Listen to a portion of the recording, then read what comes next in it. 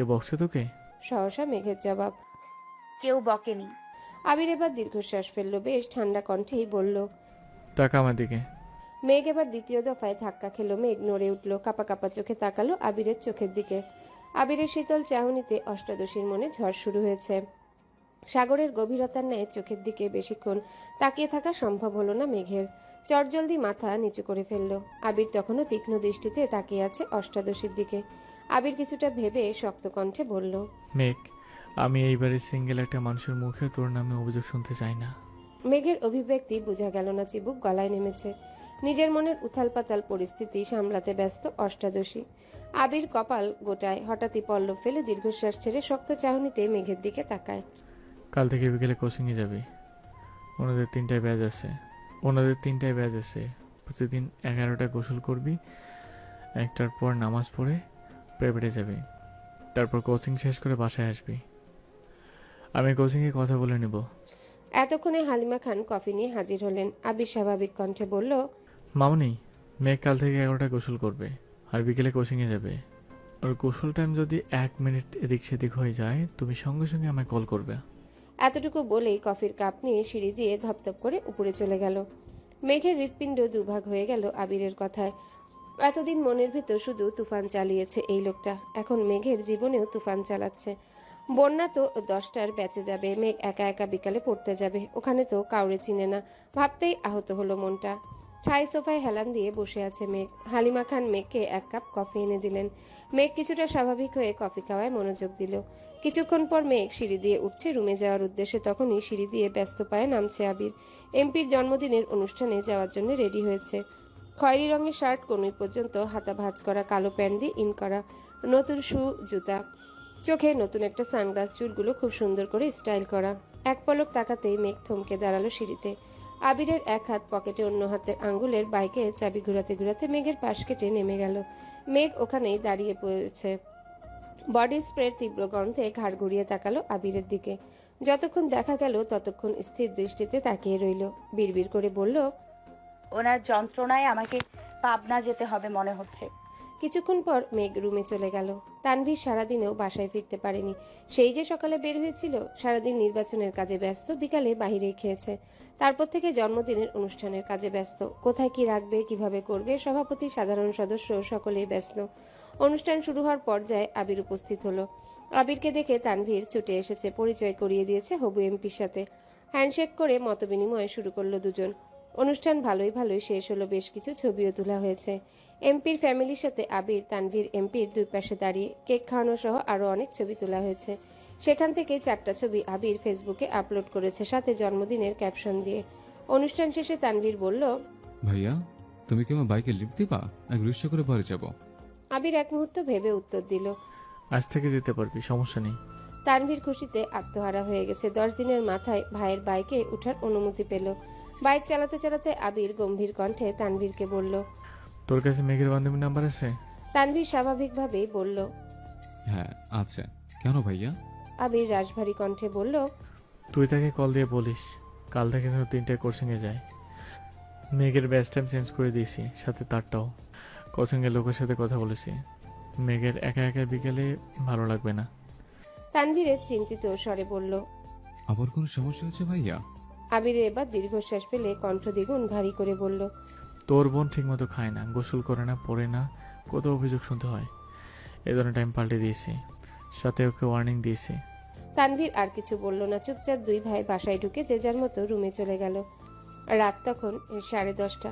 Tanvir phone থেকে বন্যা নামে সেভ করা একটা নাম্বারে কল দিল। দুবার দেওয়ার পর রিসিভ হলো। আসসালামু আলাইকুম। ওয়ালাইকুম আসসালাম। কে বলছেন? আমি মেঘের ভাই। বন্যা একটু ভয়ে ভয়ে বলল। আবির ভাইয়া? তানভীর কিছুটা রাগ হলো, আকস্মিক বলে উঠল, ভাইয়া তোমায় কল দিবে কেন? ভাইয়ার কি খেয়ে দিয়ে কাজ নেই? তোমায় কল দিবে? ভাইয়া জীবনেও তোমায় কল দিবে না। শুধু তোমায় কেন, কোনো মেয়েকেই কল দিবে না। বন্যা আস্তে আস্তে শুধালো, তানভীর ভাইয়া? হ্যাঁ। কোনো দরকার ভাইয়া? শোনো, তুমি কাল থেকে 2টার ব্যাচে প্রাইভেট পড়বে আর 3টার ব্যাচে কোচিং করবে। মেঘও বিকেলে কোচিং করবে, এটা জানানোর জন্য কল দিয়েছে। ভুল করে আবার সকালে চলে যেও না। আল্লাহ হাফেজ।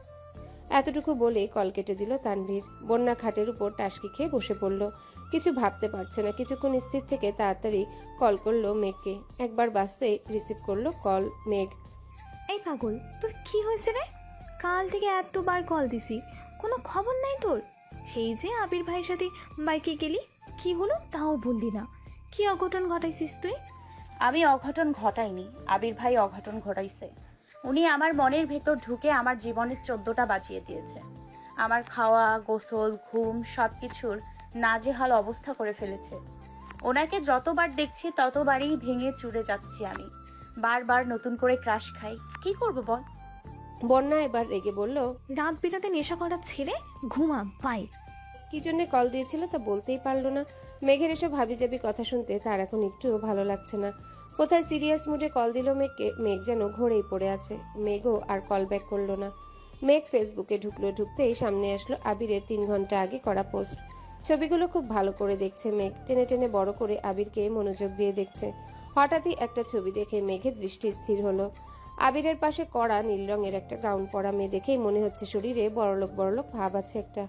মেঘের পায়ের রক্ত চরচর করে মাথায় উঠছে। ওই মেয়েকে আর আবির ভাইয়ের পাশে ওই মেয়ে কি করে? কমেন্ট চেক করতে গেল মেঘ। অনেকগুলো কমেন্টের ভিড়ে ওই নীল জামা পরিহিতার একটা আইডি চোখে পড়ল। আবিরদের ছবিতে কমেন্ট করেছে, আপনি অসম্ভব কিউট। ইচ্ছে করছিল আপনাকে সবসময়ের জন্য রেখে দেই। ইচ্ছে হলে বেড়াতে আসবেন, আর সম্ভব হলে ফ্রেন্ড রিকোয়েস্ট অ্যাকসেপ্ট করবেন। রাগে শরীর ঘামছে মেঘের। শোয়া থেকে উঠে বসলো। কমেন্টটাতে অ্যাংরি রিয়েক্ট দিয়ে মেয়ের আইডিতে ঢুকলো। প্রোফাইল পিকটা 2 ঘন্টা আগেই আপলোড করা। কভার ফটোতে হবু এমপির সাথে ছবি, ক্যাপশন বাবা মেয়ে। মেঘের বুঝতে বাকি নেই এটা এমপির মেয়ে। একটা প্রাইভেট বিশ্ববিদ্যালয়ে পড়ে। মেঘ রাগে ফুসফুস করছে। আবারও আবিরের আইডিতে ঢুকলো মেঘ। জাস্ট নাও একটা পোস্ট করেছে আবির, সাথে রাতের শহরে বাইকে বসে একটা ছবি শেয়ার করলো। মেঘ মনোযোগ দিয়ে ক্যাপশন বোঝার চেষ্টা করছে। তার মানে আবির ভাই ওই মেয়ের প্রেমে পড়ে গেছে? ভাবতেই নেত্রযুগল থেকে 2 ফোঁটা পানি গড়িয়ে পড়লো। আবারও সেই কমেন্টটা খুঁজতে গেল মেঘ। কি এমন সুন্দর মেয়েটা দেখতে হচ্ছে তো? কিন্তু পোস্টের সব কমেন্ট ঘেটেও মেয়েটার কমেন্ট পেল না। তার মানে আবির ভাই ডিলিট করে ফেলেছে, কিন্তু ওই মেয়েকে কি অ্যাকসেপ্ট করে ফেললো? তারপর দীর্ঘশ্বাস ফেলে নিজেকে নিজে সান্ত্বনা দিতে লাগলো। আবির ভাই তো শুধুই আমার ক্রাশ। ক্রাশ তো ক্ষণিকের। উনিও তো কিছুদিন পর বিয়ে করবেন। তখন তো আমাকে মেনে নিতেই হবে। আমার তো সাহসে কুলাবে না আবির ভাইকে কিছু বলার। মায়ের খাওয়ার থেকে চুপ থাকি, সেই ভালো। এদিকে আবির বাসায় ফিরে ফ্রেশ হয়ে শুয়ে আছে।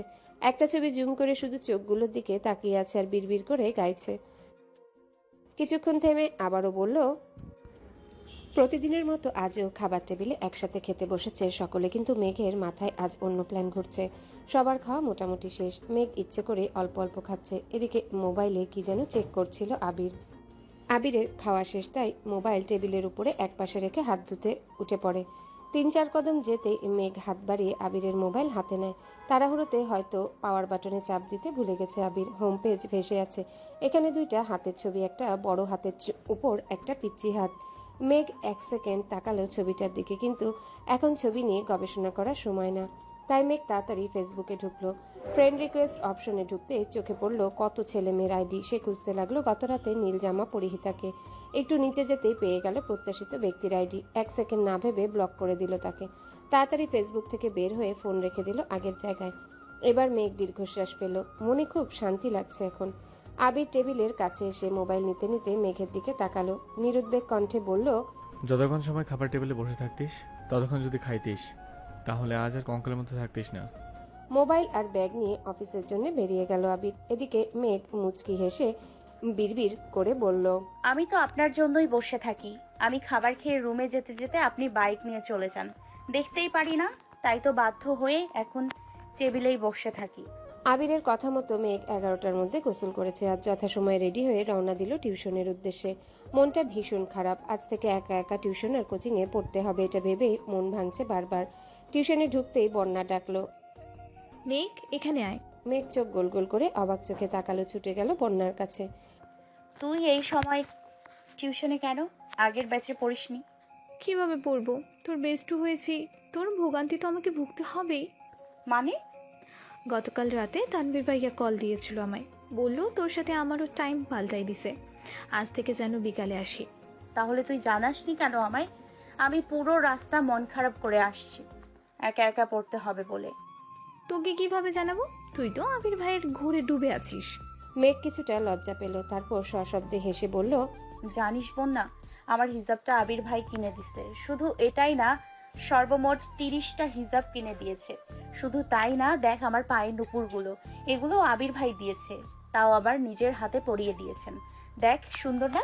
বন্যা কপাল ভাঁজ করে নুপুরগুলো দেখলো, তারপর বলল, হ্যাঁ, খুব সুন্দর হয়েছে, কিন্তু কাহিনী কি বলতো? ওই ব্যাটার হঠাৎ তোর প্রতি এত মায়া হচ্ছে, তোকে কিছু বলেছে কি? হ্যাঁ বলছে, আমি কই যাই না যাই তা পর্যবেক্ষণ করতে নুপুর দিয়েছে। বন্যা হাঁ করে তাকিয়ে আছে। ততক্ষণে স্যার পড়াতে চলে এসেছেন। টিউশন কোচিং এর শেষে মেঘ বাসার উদ্দেশ্যে চলে গেছে। সন্ধ্যার পর আবার জান্নাত আসবে, পড়া রিভিশন দিতে হবে। জান্নাত শুক্র শনিবার বাদ দিয়ে বাকি 5 দিন পড়ায়। জান্নাত খুব ভালো পড়ায়, মেঘ ওনার ভক্ত হয়ে গেছে একেবারে। জান্নাতও মেঘকে খুব আদর করে। পড়াশোনার পাশাপাশি কিভাবে পড়লে ভালো হবে, রুটিন করা সবকিছুতেই হেল্প করে। এজন্য মেঘ ইদানিং পড়াশোনাতেও গুরুত্ব বেশি দিচ্ছে। এভাবে কেটে গেল 10-12 দিন। আবিরের সাথে মেঘের প্রতিদিন সকালে খাবার টেবিলে দেখা হয়। মাঝে মাঝে মেঘ আগে আসে, মাঝে মাঝে আবির আগে চলে আসে, তারপরও দেখা তো হয়। এতেই যেন মেঘের মনে সারাদিনের প্রশান্তি কাজ করে।